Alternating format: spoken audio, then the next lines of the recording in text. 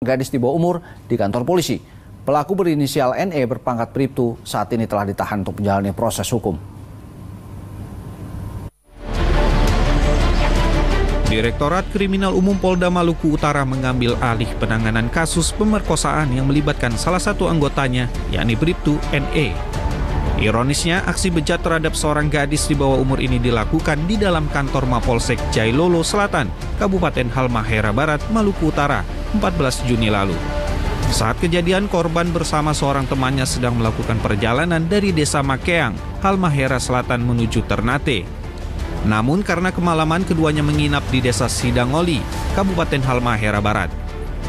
Salah satu keluarga korban kemudian meminta Bribtu NE untuk mencari korban dan mengamankannya di Mapolsek Jailolo Selatan. Namun sekitar pukul 3 dini hari, pelaku justru menyetubuhi korban di salah satu ruangan Mapolsek. Untuk mengungkap kasus ini, Polda Maluku Utara telah memeriksa 9 orang saksi. Polisi juga telah menahan Bribtu NE.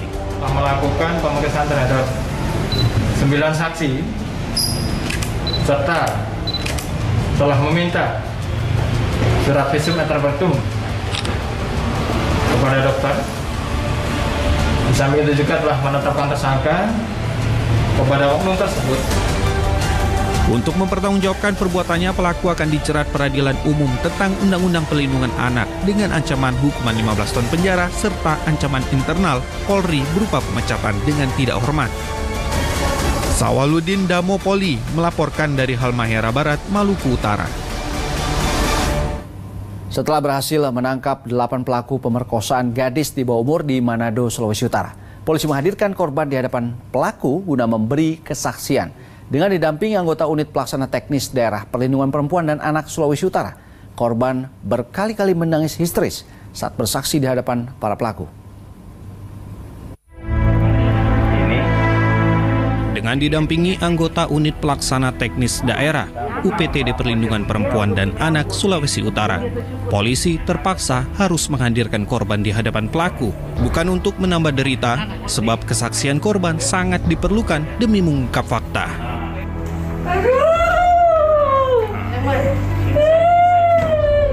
Gadis berinisial AC berusia 13 tahun ini tak dapat menutupi rasa trauma. Di depan 8 pelaku penyandang disabilitas ini berkali-kali menangis histeris. Momen kelam yang diputar ulang di halaman Mapolda Sulawesi Utara pada Kamis siang itu pun membuat geram para pendamping AC. Alhasil, mereka pun langsung menenangkan korban. Jadi tadi dengan jelas, walaupun sempat diacak, korban itu ingat walaupun dia disabilitas, kekurangan di lain, tapi daya ingatnya cukup besar, ya. Jadi dia dengan jelas menunjuk, bahkan sampai menangis histeris, dan juga menunjuk-nunjuk ada beberapa orang yang mungkin dia merasa trauma dengan keadaan itu sampai dia marah, raut mukanya marah dengan apa. Jadi jelas 8 itu memang adalah tersangka yang dikenali dengan baik oleh korban. Sementara itu, menurut Kepala UPTD Perlindungan Perempuan dan Anak Sulawesi Utara, Marcel Silom, korban masih mengalami trauma berat setelah menjadi korban pemerkosaan. Selanjutnya untuk penanganan tidak hanya dalam penanganan secara hukum, tetapi bagaimana juga masa depan anak ini, kami harus melakukan pendampingan berkoordinasi dengan dinas-dinas yang punya fungsi. Sebelumnya, aparat di Reskrimum Polda Sulut berhasil menangkap 8 pelaku pemerkosaan terhadap AC. Dari hasil penyelidikan polisi, ke-8 tersangka merupakan sopir angkot. Mereka mengaku memperkosa korban secara giliran di 3 lokasi berbeda di Kota Manado. Juandri Paputungan melaporkan dari Kota Manado, Provinsi Sulawesi Utara. Saudara, polisi menetapkan supir bus sebagai tersangka dalam kecelakaan maut yang menewaskan 6 orang di Banyumas, Jawa Tengah. Kecelakaan terjadi akibat kecerobohan supir yang berupaya mendahului kendaraan di depannya. Berdasarkan olah tempat kejadian perkara dan pemeriksaan yang dilakukan polisi Kamis siang, kecelakaan terjadi akibat supir yang mencoba mendahului kendaraan di depannya, namun dari arah berlawanan muncul sejumlah kendaraan sehingga kecelakaan tidak terhindarkan. Kecelakaan di Jalan Raya Sokaraja, Banyumas, Rabu malam mengakibatkan 6 orang tewas, 10 lainnya mengalami luka-luka. Korban tewas sebagian besar merupakan supir dan penumpang kendaraan pribadi. Sementara itu di Jakarta, seorang pengendara sepeda motor luka parah setelah menabrak sebuah mobil yang tengah putar balik di ruas jalan Danau Sunter Selatan, Sunterjaya, Tanjung Priuk, Jakarta Utara, Kamis petang. Diduga korban tak bisa mengendalikan sepeda motornya saat tengah melaju kencang. Akibat kecelakaan ini, korban pun terjatuh dengan luka parah di bagian kepalanya.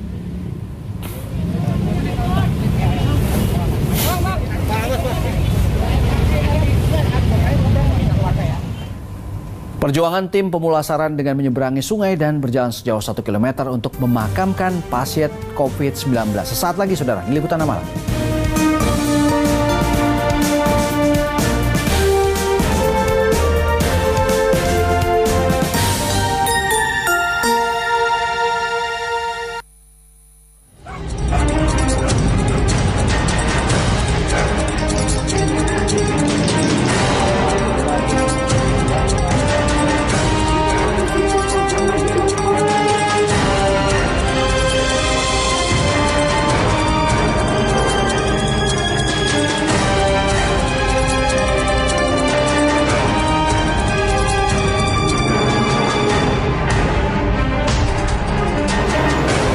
Saksikan program Mereka yang Pergi bersama saya, Dorothea Ayu, hari Jumat 25 Juni pukul 6 pagi waktu Indonesia Barat di SCTV.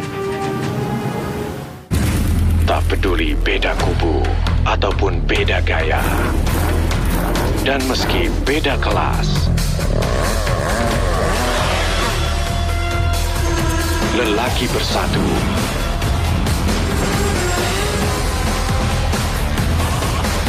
bergerak serentak maju. Bersama kita besar, Magnum Filter, mantapkan langkah.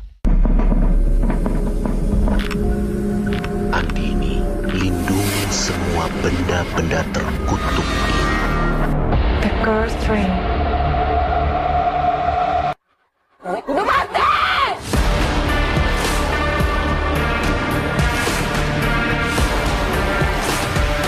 Ini ada kaitannya sama alam gak aja?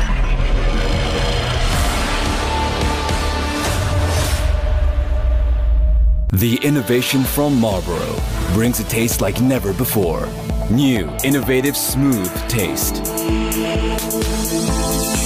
Introducing the new Marlboro Advance. Smooth, redefined. Kak, gue mohon banget tolong bantuin gue. Gue harus putus sama cowok gue. Gue pasti bisa bantu lo bubaran sama dia. Gue pengen bikin dia ketawa terus. Ini cuma kerjaan Aska. Jangan pakai feeling.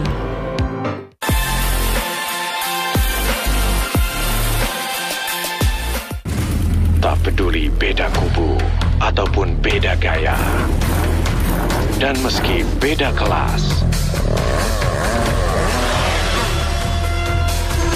lelaki bersatu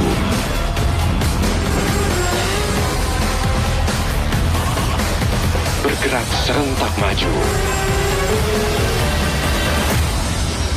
Bersama kita besar, Magnum Filter, mantapkan langkah.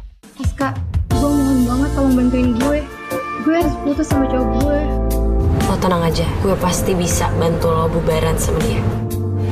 Gue pengen bikin dia ketawa terus. Pokoknya gue pengen orang yang gue sayang tuh happy terus.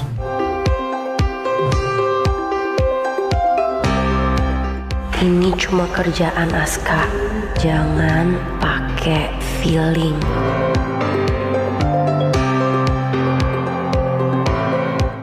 Sikapmu tak pernah berubah.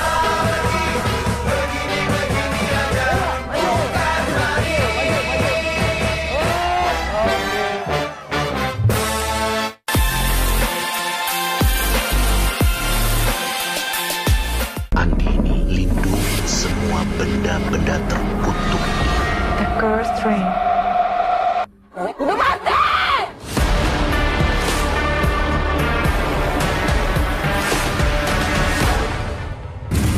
Tak peduli beda kubu ataupun beda gaya, dan meski beda kelas,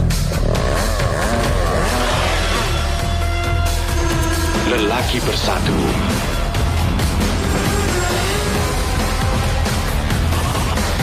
bergerak serentak maju. Bersama kita besar, Magnum Filter, mantapkan langkah.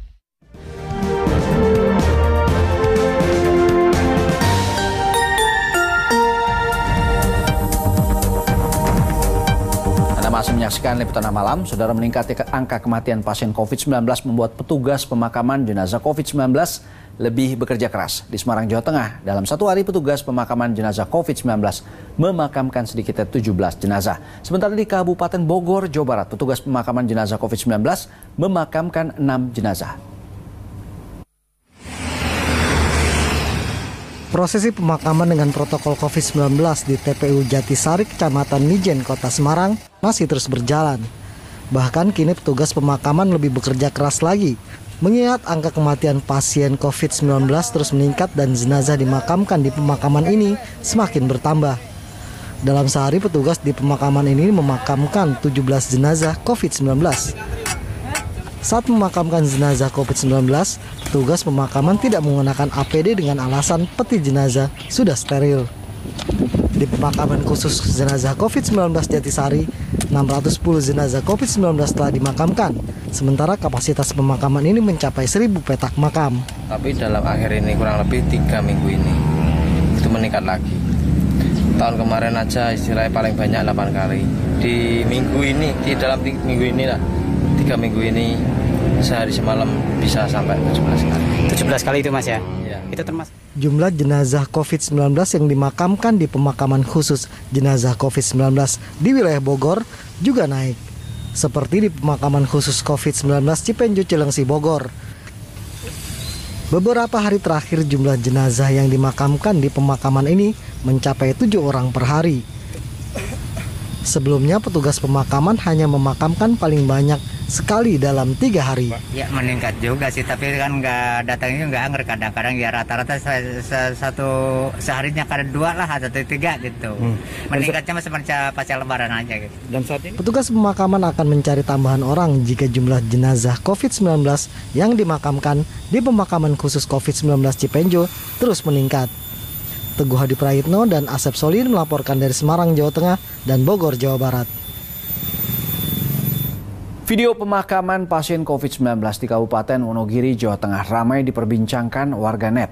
Tim pemulasaran harus menyeberangi sungai, melewati pematang sawah dan berjalan sejauh 1 km untuk memakamkan pasien COVID-19.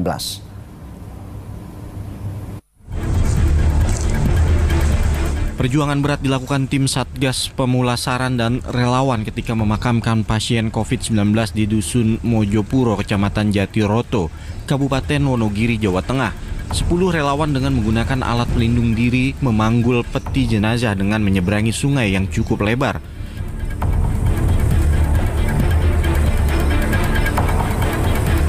Selanjutnya, petugas harus melewati pematang sawah yang sempit dan tanjakan sebelum sampai di tempat pemakaman. Beredarnya video pemakaman ini dibenarkan Kepala Pelaksana BPBD Wonogiri, Bambang Haryanto. Petugas dan relawan harus menyeberangi sungai dan melewati jalur sulit lantaran jalan lain cukup jauh dan menghindari pemukiman warga.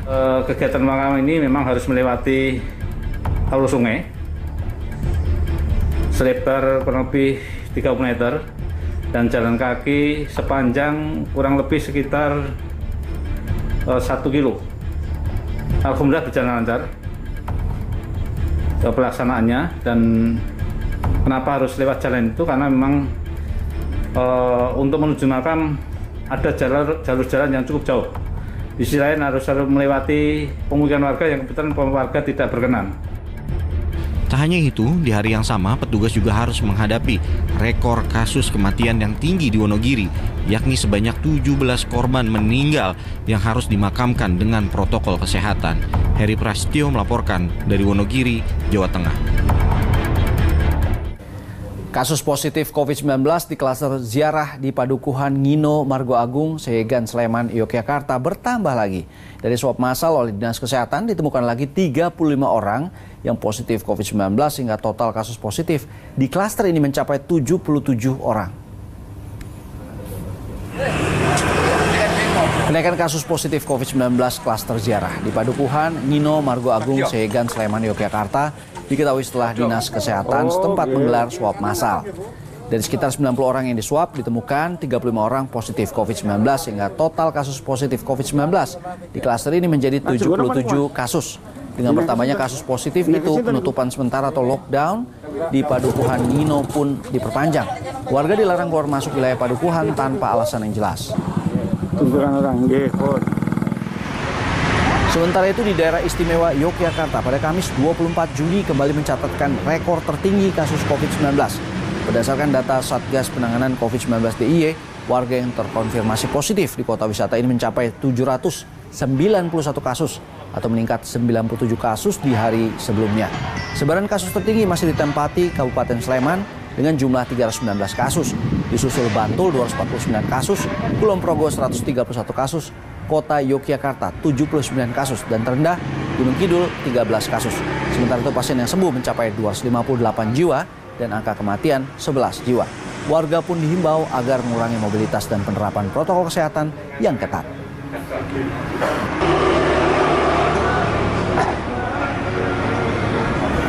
Pasca dihapusnya penyekatan di pintu masuk jembatan Suramadu, kini penyekatan digeser ke daerah kecamatan yang berstatus zona merah.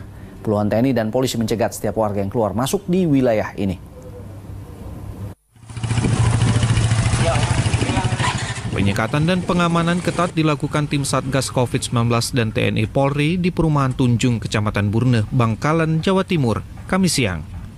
Langkah antisipatif ini dilakukan setelah ditemukan 12 warga positif COVID-19. Sesuai keputusan Satgas COVID-19 Bangkalan, penyekatan di zona merah yang terpapar COVID-19 dilakukan dengan memeriksa warga yang keluar masuk wilayah. Warga diminta menunjukkan surat izin keluar masuk atau SIKM. Namun jika tidak mampu menunjukkan SIKM, warga pun diminta berbalik arah. Nah, sampai tes swab dulu di puskesmas, setelah itu ngajukan ke kecamatan. Setelah dapat surat itu nanti bisa sampean pakai untuk aktivitas keluar masuk. Keluar masuk, keluar masuk sini ya. Monggo silakan, balik. Dari penyekatan yang dilakukan di Perumahan Tunjung, banyak warga yang tidak mampu menunjukkan SIKM sehingga harus kembali ke rumahnya. Bagi warga yang akan masuk ke wilayah Perumahan Tunjung, kita cek identitasnya, dari mana, keperluan apa. Sekiranya tidak terlalu penting, kita himbau untuk kembali. Sedangkan dari warga Perumahan Tunjung yang akan keluar dari Perumahan ini, kita lakukan pengecekan terkait SIKM-nya. Penyekatan akan terus dilakukan di wilayah yang berstatus zona merah hingga kasus COVID-19 bisa diatasi. Sali Nawali melaporkan dari Bangkalan, Jawa Timur. Lonjakan kasus COVID-19 pada anak-anak terjadi di kota Cimahi, Jawa Barat. Hingga Kamis tercatat ada 46 siswa SD terkonfirmasi positif. Tidak hanya para siswa, sejumlah guru pun terpapar dari klaster keluarga. Akibatnya rencana pembelajaran tatap muka ditunda sampai dengan 4 Agustus 2021. Penyebaran virus COVID-19 di kota Cimahi terus mengalami lonjakan. Selain remaja dan lansia, kini virus corona telah menyasar puluhan anak-anak di kota Cimahi. Data dari Dinas Pendidikan Kota Cimahi, ada 6 siswa TK, 46 siswa SD, dan 6 siswa SMP yang terpapar virus corona sejak awal bulan Juni. Setelah dilakukan tracing, puluhan siswa ini terpapar dari klaster keluarga, bukan dari uji coba pembelajaran tatap muka yang digelar oleh Dinas Pendidikan 2 pekan lalu. Tidak hanya para siswa, saat ini ada 4 orang guru TK, 36 guru SD, dan 5 guru SMP yang dinyatakan positif. Adanya puluhan siswa dan guru yang terpapar COVID-19 membuat pembelajaran tatap muka yang rencananya digelar Juli akan ditunda. Berdasarkan data-data ini yang terus berkembang, sepertinya untuk simulasi gelombang 3 jelas tidak ditiadakan. Kemudian untuk PTM terbatas yang rencananya dilaksanakan pada tanggal 19 Juli itu juga kelihatannya diputuskan oleh Pak PLT untuk ditunda. Saat ini sejumlah anak yang positif dalam perawatan intensif di Rumah Sakit Umum Daerah RSUD Cibabat dan sejumlah rumah sakit swasta. Sementara sebagian lainnya menjalani isolasi mandiri bersama orang tua. Muhammad Abbas melaporkan dari kota Cimahi, Jawa Barat. Rekor kasus harian COVID-19 di Indonesia kembali terjadi di mana lebih dari 20.000 kasus baru muncul dalam 24 jam terakhir. Dan saudara, berikut kami hadirkan perkembangan terkini dari COVID-19 di Indonesia hingga Kamis 24 Juni 2021.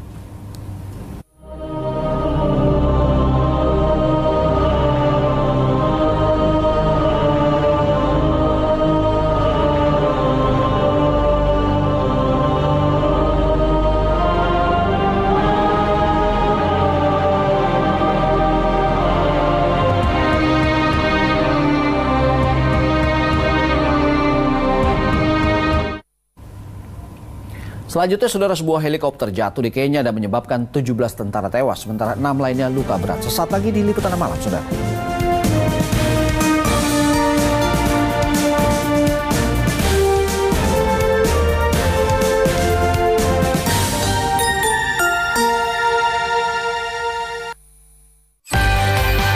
Di masa pandemi, siapapun sangat rentan terpapar.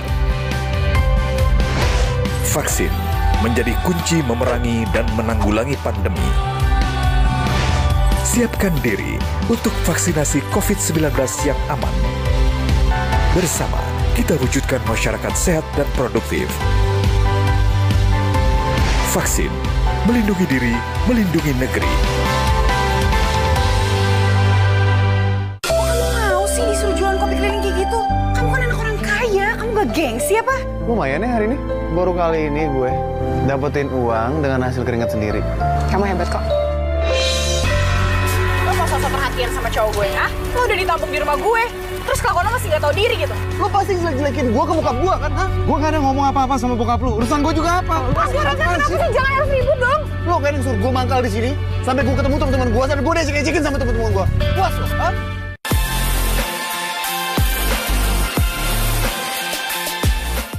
Kementerian Kominfo adalah rumah TV digital. Bersama pihak terkait mewujudkan kesuksesan peralihan ESO menuju penyiaran digital. 2 November 2022 menjadi penting dan sejarah bersama era siaran nasional, yaitu berakhirnya masa siaran analog menuju era TV digital. Digitalisasi televisi menjadi kepentingan bersama. Meratanya siaran hingga ke pelosok negeri. Bersih gambarnya, jernih suaranya, dan canggih teknologinya. Menciptakan masa depan bangsa Indonesia yang lebih maju.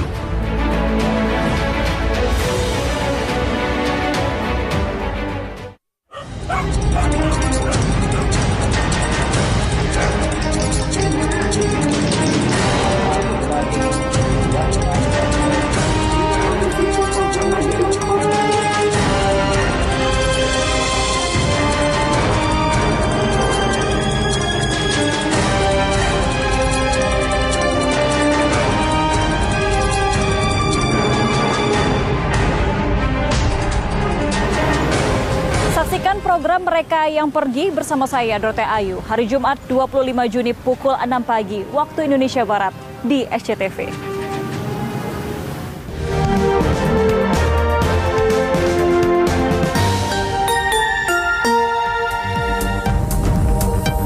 Terima kasih Anda masih bersama kami di Liputan Malam. Saudara, sebuah helikopter jatuh di Kenya dan menyebabkan 17 tentara tewas, sementara 6 lainnya luka berat. Kami hadirkan dalam Jendela Dunia berikut ini.